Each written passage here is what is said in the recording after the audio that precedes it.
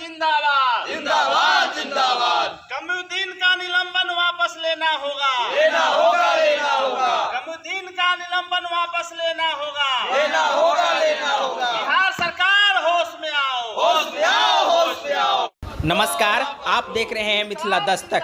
बता दें कि कटिहार के प्राथमिक शिक्षक तमीजुद्दीन की जब से बोरा बेचने के आरोप में बर्खास्त किया गया है, तब से शिक्षकों का प्रदर्शन जारी है।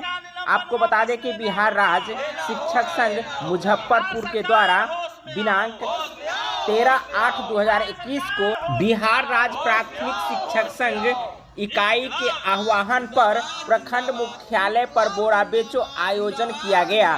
कार्यक्रम को आयोजित करते हुए जिला अध्यक्ष जितेंद्र कुमार ने कहा कि विभाग के निर्देशों के आलोक में कटिहार जिले के प्रभारी प्रधानाध्यापक मोहम्मद तमीजुद्दीन ने चावल का बोरा बेचने का कार्यक्रम किया, जिस पर निदेशक मध्याह्न भोजन योजना द्वारा विभाग की छवि खराब करने का आरोप लगाकर पंचायत सचिव द्वारा मोहम्मद तमीजुद्दीन को निलंबित कर दिया गया है। यह घटना घोर निंदनीय है। कार्यक्रम को संबोधित करते हुए प्रभात चंद्र, रमेश कुमार तथा अन्य लोगों ने इस कार्यक्रम को संबोधित किए। साथ में जिस प्रकार से तमीजुद्दीन की बर्खास्तगी कटिहार में की गई है, इसको लेकर बिहार के हर एक जिले में शिक्षकों द्वारा प्रदर्शन किया जा रहा है। साथ ही प्रखंड मुख्यालय पर एवं विद्यालयों पर बोरा बेचो अभियान चलाया जा रहा है।